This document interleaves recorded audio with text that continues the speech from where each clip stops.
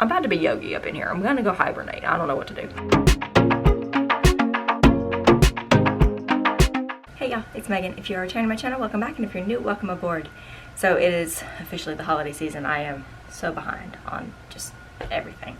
But I always watch the Great British Baking Show at this time of year, which reminded me that we just passed a milestone, an anniversary, not really anything to celebrate, but something that I don't know that many of you know about me. I have some kind of sleep disorder. That's the short version of it. So since not many people know this about me, and this is the time of year when I was first like testing out a whole bunch of stuff to try to figure it out, I figured I would let you in on that little part of my life, and also, you know, just kind of give some information for those of you who might be dealing with something similar. So 5 years ago, 2018, I started feeling super tired, just all of a sudden out of nowhere. It was like a switch was flipped, and I was just tired all the time. I could not get enough sleep. I didn't have trouble falling asleep. It's not like insomnia, not like I wasn't sleeping. That wasn't the case at all. I was sleeping my normal amount, and I've never been like a super morning person. That was never part of my ministry, but I was always kind of, you know, stay up late, wake up decently early, go about my business, and I was fine.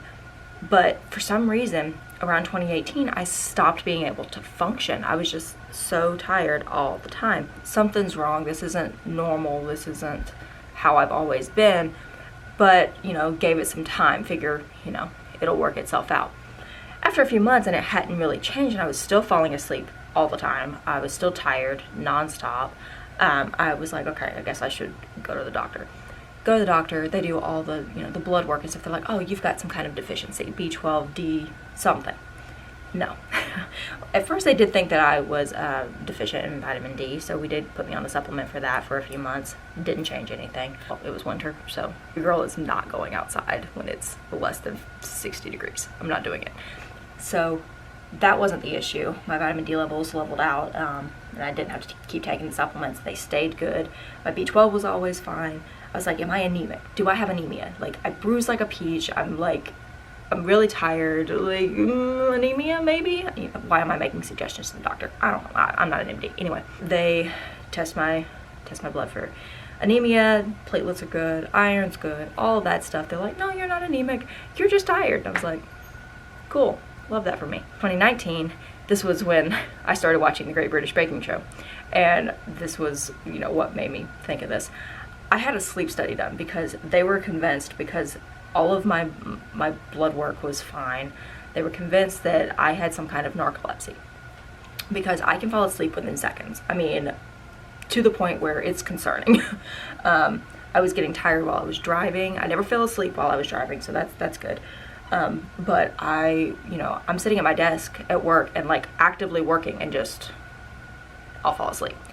It's not like I'm sitting there doing nothing and just like, oh, relaxing, staring at the ceiling, and oh, I dozed off. No, I'm like sitting up, actively typing, and fall asleep.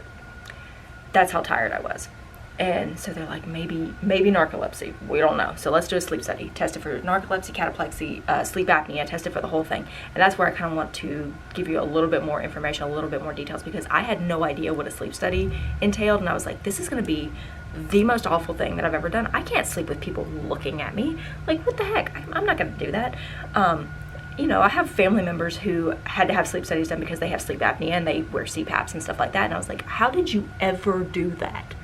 I thought it was just going to be beyond me. Kind of want to give you a little bit of information about that, because I couldn't, you know, find much about it from someone who was a reasonably young, healthy, you know, person. What I had done was I had the overnight sleep study, and then I also had a nap test. That's to test for the like quickness of falling asleep.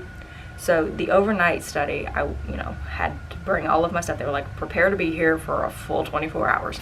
So I got there at like 7 o'clock on a Friday, and I was going to stay through like 8 o'clock on the Saturday. So I get there on Friday, and I get all settled in. I already like ate dinner and everything before I got there, and I have a bedroom. It looks like a hotel room kind of, and I took some pictures, so I'll show you. Like, here's the bedroom. You know, it's just a bed and a little side table and stuff. I basically was going to spend 24 hours in the bed, but I couldn't sleep that whole time. I know that sounds like a vacation to some people. It was not. First thing they did was they had to hook up a gazillion and a half electrodes to my head, which was, it was good that I had really short hair at the time because they had to like get it to my scalp.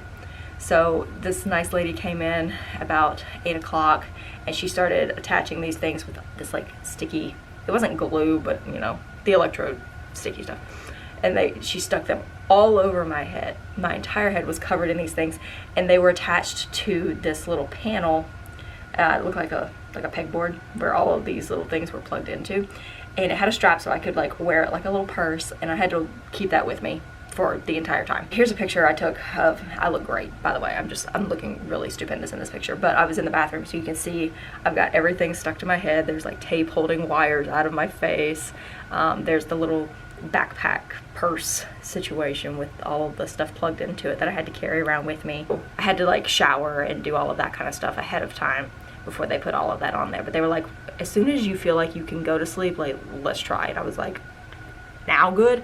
So at 9 o'clock I went to sleep, and I thought it was going to take me forever and a half to fall asleep with all of this crap stuck to my head, people literally watching me through a camera with mics in the room so that they can hear me if I like stop breathing or whatever, which I didn't do. I wasn't concerned about apnea. That's not part of my problem. I feel like I'm on the Truman Show. This is so bizarre. How am I gonna sleep? I didn't have an issue. I thought it was gonna be a lot more uncomfortable than it was. I brought my own pillow because I have to have my body pillow to snuggle. So I just got pulled up my blankies and I rolled over, and it took me a little longer than it normally does to fall asleep, because I normally fall asleep in less than a minute. I fell asleep probably within, I'm gonna say like less than 5 minutes, which I thought was pretty good for having myself being broadcast. In the morning, they woke me up. I wasn't allowed to sleep very late, so I slept from like 9 to 6, and they woke me up, and then they came in and they took off all of the stuff. So that was the nighttime, the overnight thing. And they don't tell you anything right then. Obviously the neurologist has to analyze all of the stuff, and they got back to me within the week. But then the nap tests.